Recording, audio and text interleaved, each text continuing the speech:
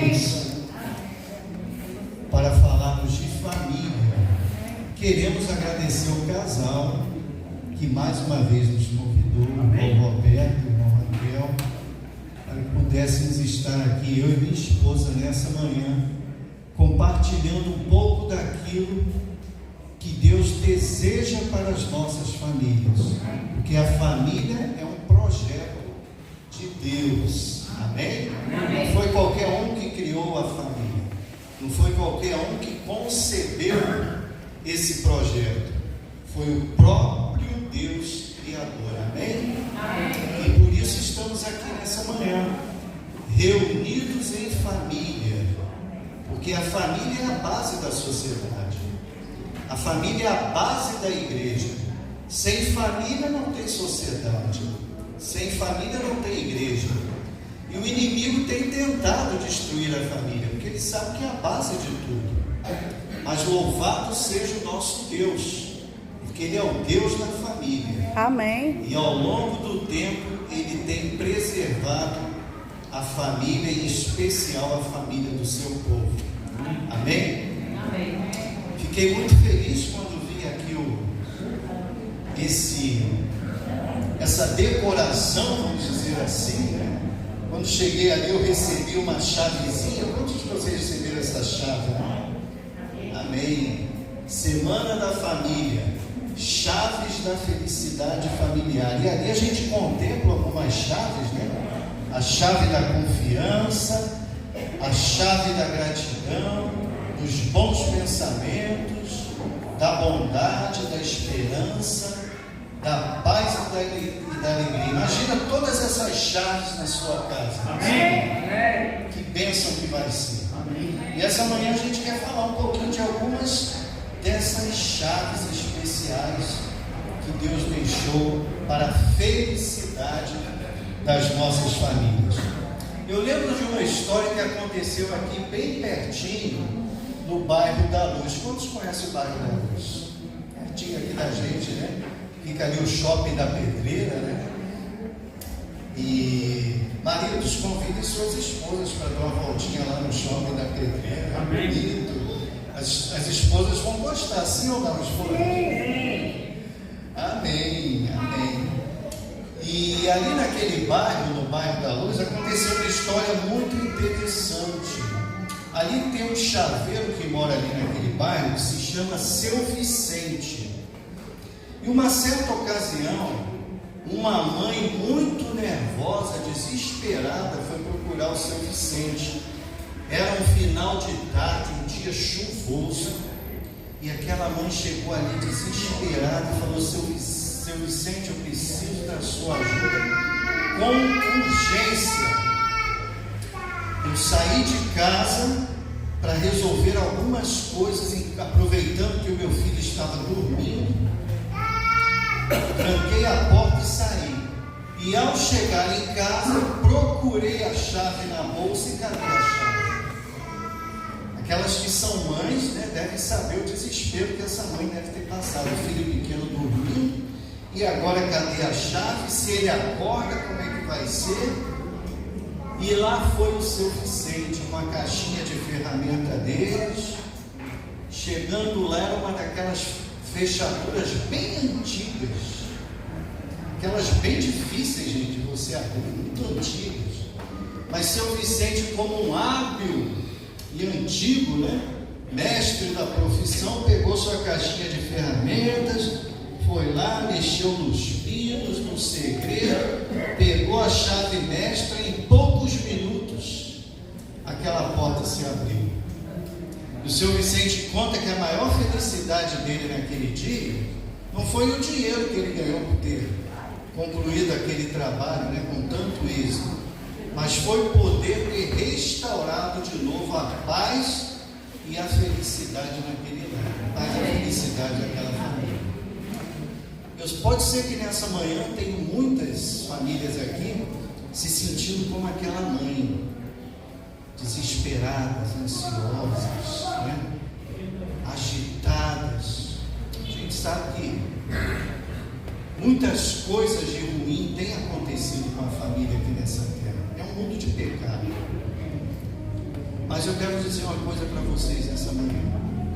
Jesus tem as chaves que podem abrir qualquer porta de dificuldade e restaurar também a paz e a felicidade do nosso lar. E eu já queria começar aqui falando de uma primeira chave que está lá no livro de Filipenses, no capítulo 4. Eu vou pedir para você acompanhar 4, versículo 8 e 9, para descobrirmos essa primeira chave da felicidade.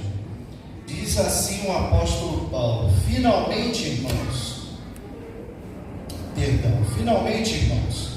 tudo que é verdadeiro, tudo que é respeitável, tudo que é justo, tudo que é puro, tudo que é amável, tudo que é de boa fama, se alguma virtude há e se algum louvor existe, seja isso que ocupe o quê?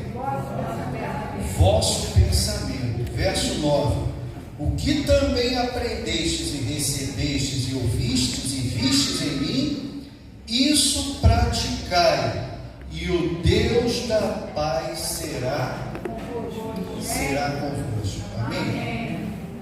Irmãos, quando o apóstolo Paulo escreveu essas palavras, o apóstolo Paulo se encontrava na prisão. E na prisão o apóstolo Paulo está falando de paz. Você consegue imaginar alguém numa prisão? E aquela prisão, né, na época do Império Romano, era o que a gente conhece hoje como uma masmorra, um lugar frio, úmido, escuro, fétido. Como alguém consegue falar de paz em um lugar assim? Será que eu e você conseguiríamos ter paz em um lugar assim? Mas o apóstolo Paulo ali no verso 9 ele diz que a paz de Deus seja convosco, a mesma paz que ele sentia ali naquele local. E por que o apóstolo Paulo sentia a paz ali naquela prisão? Porque ele tinha aprendido um segredo muito importante: alinhar a mente e o pensamento dele com a mente e o pensamento de Deus.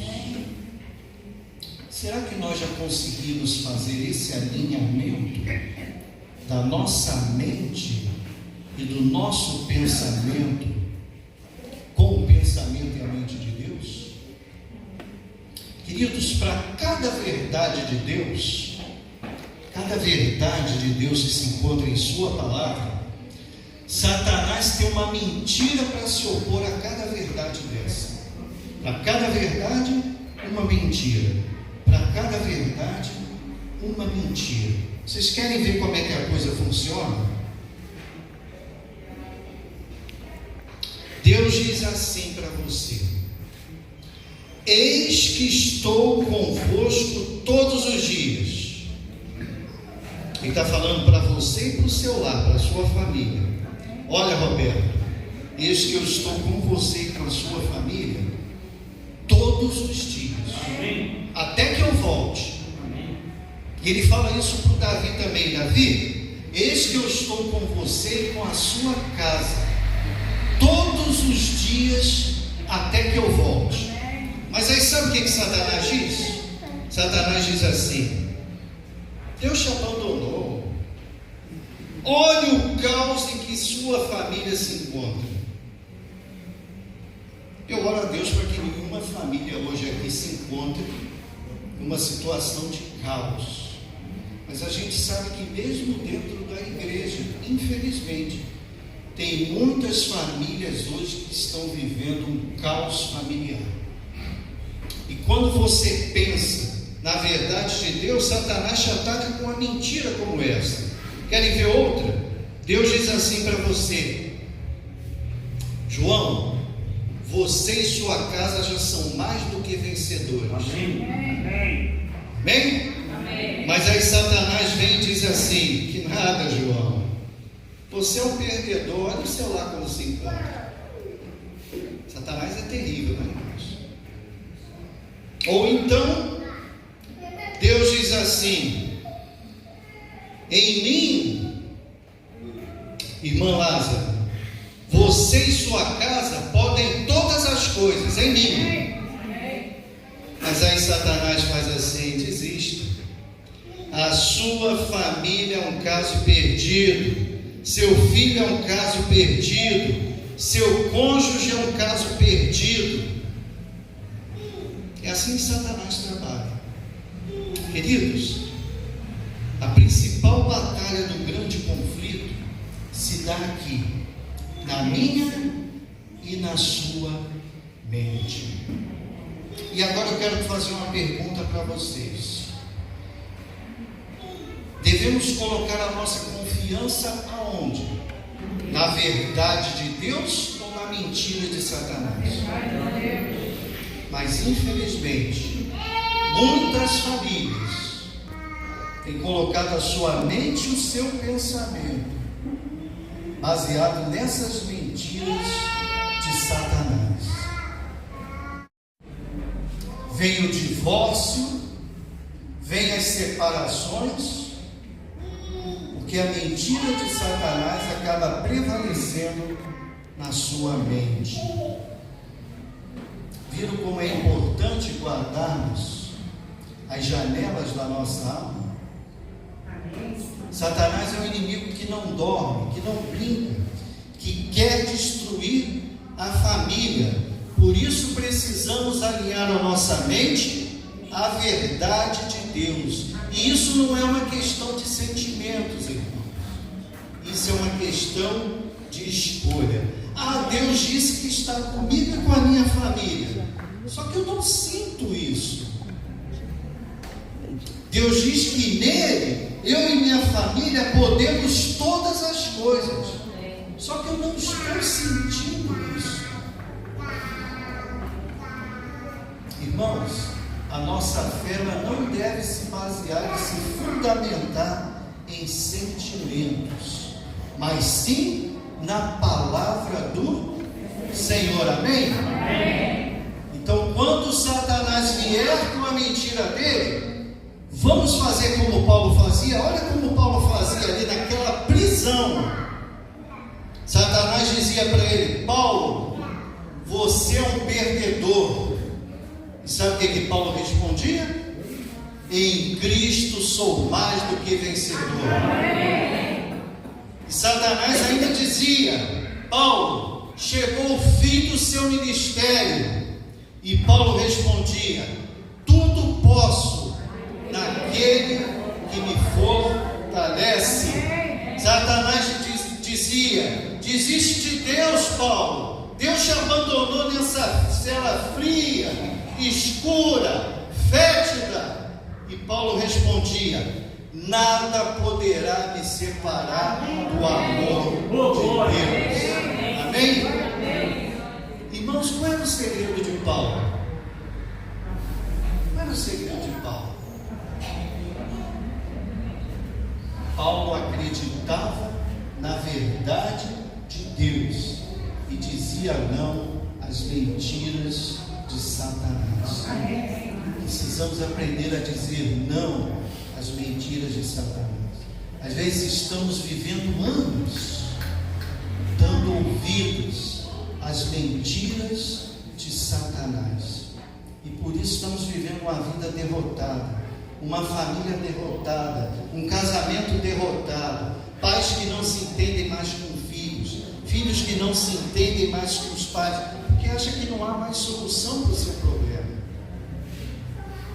Mas Deus quer dizer para mim e para você nessa manhã, Deus quer dizer para mim e para a sua família nessa manhã, que dele já somos mais do que vencedores. Não importa como a sua família se encontra hoje, não importa em que ponto as coisas chegaram, em Cristo somos mais do que vencedores. Amém? Amém? Amém. Você não precisa mudar de cidade, de emprego, de família para ter paz. O que você precisa é permitir que Jesus mude a sua mente. E quando tudo ao seu redor vai mudar também. Amém? Porque assim como pensa na sua mente, assim o é, diz a palavra do Senhor. Então, queridos irmãos, a partir de hoje, digam sim à verdade de Deus. Quando Satanás disser para você, desiste, tudo posso naquele que me fortalece. Acaba com esse casamento. Em Cristo somos mais do que vencedores. Despacha esse filho, que isso aí é problema. Tudo posso naquele que me fortalece. Precisamos aprender a declarar a palavra de Deus. Declaramos tantas coisas por aí, mas esquecemos de declarar o mais importante, a palavra do Senhor. Faça como Paulo, escolha nutrir bons pensamentos, fundamentados na palavra do Senhor. Escolha confiar nas promessas de Deus, para que você e a sua família sejam mais do que vencedores do Senhor. Amém. Diga sim à verdade de Deus e não às mentiras de Satanás. Quando Satanás vier com a Bíblia dele, combata ele com a Bíblia do Senhor. Amém? Amém. Uma segunda chave importante. Qual é a primeira chave então? Escolha o que? Bons pensamentos. Satanás quer colocar o que na sua mente? Maus pensamentos. Devemos colocar o que em nossa mente? Bons pensamentos. As promessas do Senhor. Tem alguém com medo aqui nessa manhã? Não precisa responder. Um medo aí de que alguma coisa aconteça, principalmente na família, o tema é esse? Eu quero dizer uma coisa para você. Na palavra do Senhor, existem 366 versículos dizendo: não temas. Amém. Amém. Um para cada dia do ano, e se for ano bissexto, tem mais um lá, que são 366. Amém.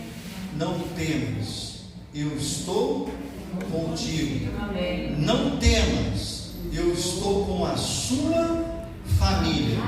Amém? Amém? Uma outra importante chave que a gente gostaria de abordar aqui nessa manhã, Lucas 17.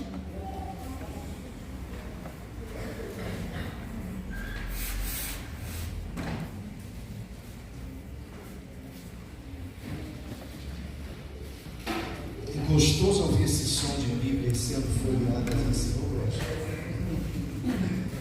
Lucas 17.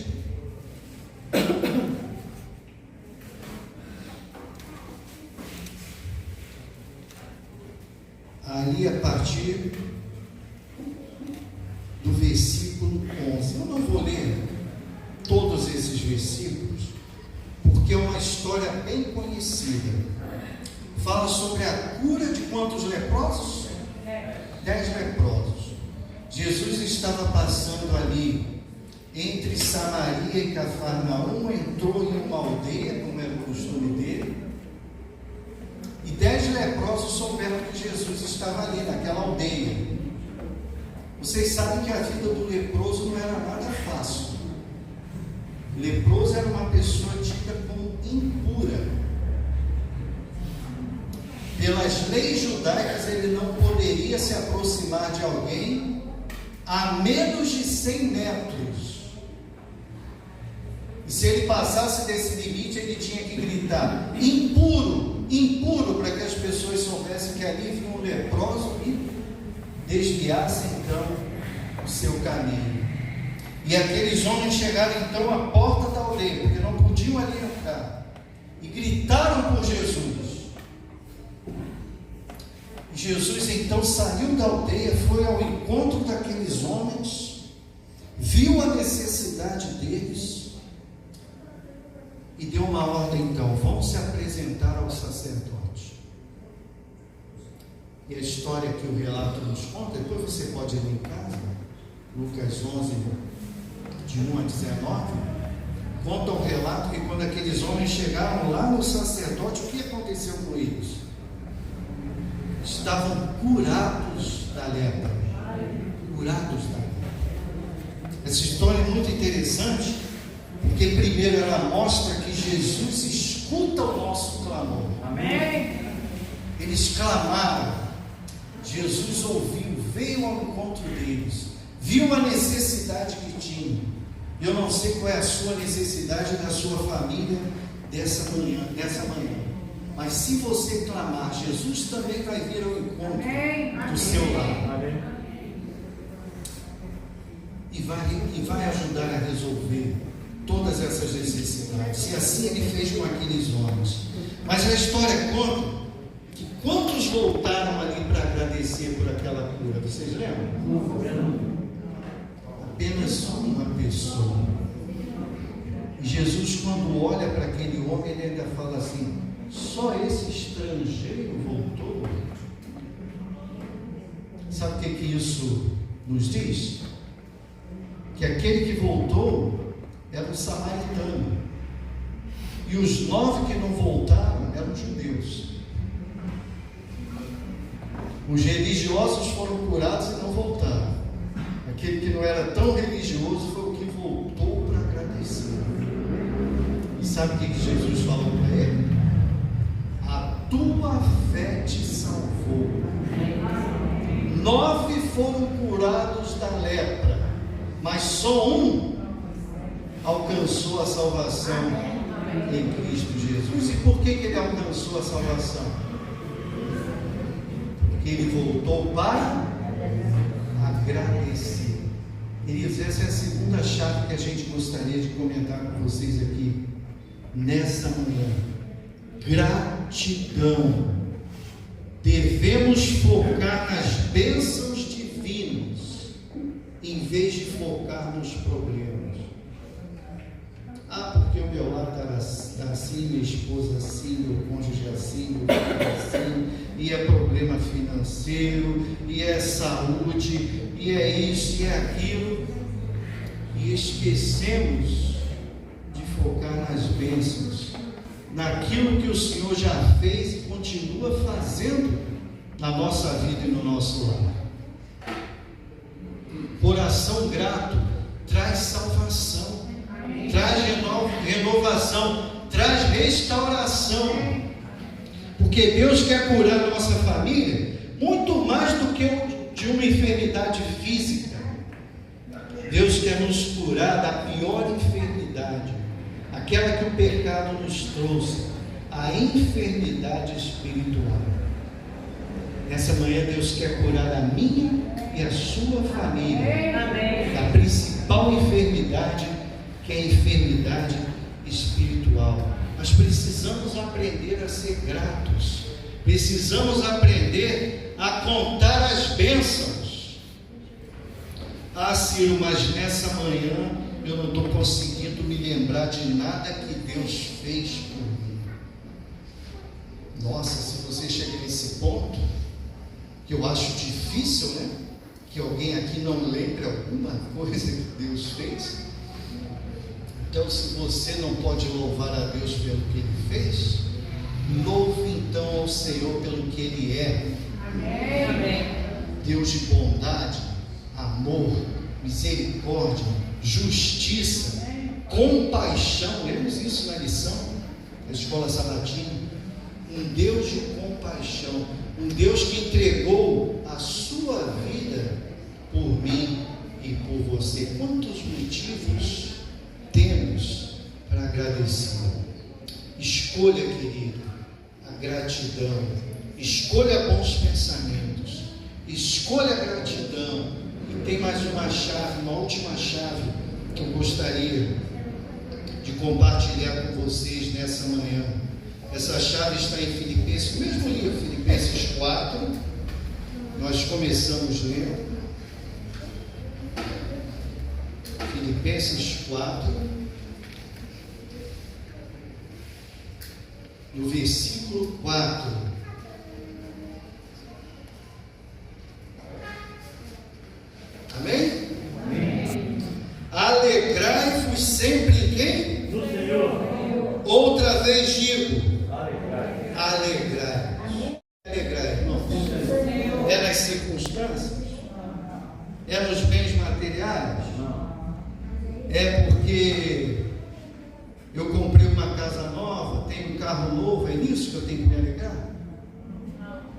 Paulo disse: temos que aprender a nos alegrar no Senhor. Porque quem aprende a se alegrar no Senhor, vai se alegrar no Senhor, seja livre, seja prisioneiro, seja com saúde, seja sem saúde. Como Paulo, aprendi a viver bem em toda e qualquer situação. Paulo aprendeu a se alegrar no Senhor. Por que Paulo, mesmo dentro de uma cela, conseguia ser feliz e estar alegre no Senhor? Porque a alegria, queridos, não é um fruto humano. A alegria é um fruto do Espírito, é uma consequência da presença de Deus em nós. Amém? Podemos ser alegres, irmãos, independente das circunstâncias, independente de como o lar esteja, podemos ser alegres no Senhor. Vocês lembram do primeiro milagre de Jesus? Quem aqui lembra? Onde foi o primeiro milagre de Jesus? Está lá em João 2, depois você pode ler João 2, do versículo 1 ao versículo 11. Engraçado, quando eu leio essa história, hein, Roberto, uma coisa curiosa que me chama a atenção. O primeiro milagre de Jesus não foi no hospital, não foi à beira do leito de morte de algum moribundo, não foi dentro de uma igreja onde se esperam tantos milagres. O primeiro milagre de Jesus foi numa festa de casamento. Sabe o que isso me diz? Que o nosso Deus é um Deus de alegria. Amém? E aí vocês lembram da história? Jesus estava ali na festa e de repente alguém correu, o mestre Sala, né, correu e falou assim: acabou o vinho. Gente, isso era a pior coisa que poderia acontecer num casamento, dentro daquela cultura e naquela época. Era algo extremamente constrangedor para os noivos. E agora, a gente conhece a história. Maria apela para Jesus, né? A mãe apela para o filho, e o filho diz o quê? Tragam 6 talhas de pedra e encham de água. E depois que encheram de água, Jesus falou: agora leve para o mestre Sala provar. E aí o mestre Sala, quando prova, diz assim: não entendo o que está acontecendo aqui nessa festa, porque o melhor vinho se oferece sempre no início da festa e não no final. No entanto, vocês guardaram o melhor vinho para o final? Queridos, Jesus é especialista em transformar coisas comuns como a água em coisas especiais como o vinho. Amém. Se está faltando vinho no seu lar, Jesus é capaz de transformar tudo e todos em vinho, em coisa muito especial. Amém? Jesus tem esse poder, o poder de transformar tristeza em alegria. Você está triste nessa manhã? Você está com medo? Você está desanimado? Como está a sua família hoje? Entregue para Jesus, e Jesus vai transformar essa água em vinho. As famílias que escolhem cultivar a alegria, mesmo em meio às lutas, preste atenção, todas as famílias têm lutas, sim ou não? Sim. Se você disser que não tem luta lá na sua família, eu vou chamar você de mentiroso. Todas as famílias têm lutas, mas as famílias que escolhem cultivar a alegria, mesmo em meio às lutas, tornam-se fonte de esperança. E isso não se trata de ignorar os problemas, trata-se de buscar motivos para sorrir em meio aos problemas. Vou repetir: encontrar motivos para sorrir em meio aos problemas. Eu vou, assim como eu comecei com uma história, eu vou concluir com uma história também. Essa história se encontra lá no livro Caminho a Cristo, na página 177. Ellen White certa vez recebeu uma carta vindo da Europa. Era de uma irmã. E Ellen White, ao abrir aquela carta e ler aquela carta, ela percebeu quão angustiada aquela mulher se encontrava. E a gente imagina, ao ler esse texto, que a família devia estar com muitos problemas, a vida pessoal com muitos problemas, e a carta era do início ao fim, queixumes, reclamações. E Ellen White então guarda aquela carta. Tem certas... Hoje a carta não é tão corriqueira mais, né? Mas tem certas mensagens, às vezes, que nos chegam aí, talvez pelo WhatsApp, pelas redes sociais, que não desanima só quem mandou, não, desanima quem está dentro também. Não é assim? Parece que o desânimo é uma coisa que contagia. E eu penso que Ellen White deve ter ficado extremamente abatida ao ter lido aquela carta. E ela guardou a carta.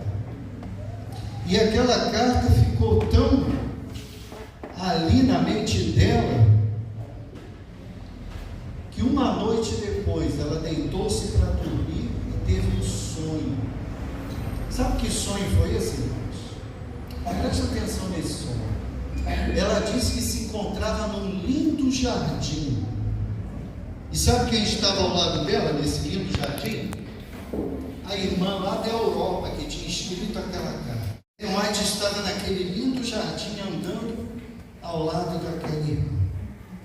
Mas enquanto Ellen White ia olhando para as flores, admirando a sua beleza, o seu perfume, aquela mesma irmã ia do lado e dizia assim para ela: não é uma pena que esse lindo jardim esteja cheio de tantos cardos, abrolhos e espinhos? E o guia que ia ali à frente, guiando elas pelo jardim, vira-se então para essa irmã e fala assim: esqueça os espinhos, que só servem para ferir e machucar.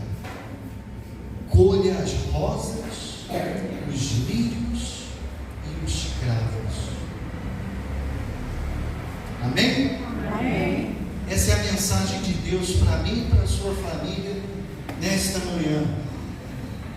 Escolha os bons pensamentos, escolha a gratidão, escolha a alegria, colha as rosas, os lírios e os cravos.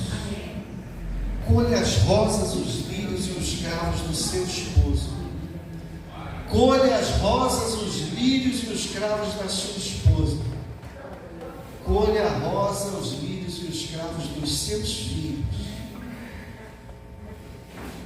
E nós terminamos dizendo o seguinte: famílias felizes não são famílias perfeitas, mas são famílias que aprenderam a confiar no Deus que transforma a água em vinho, mesmo quando tudo parecia perdido.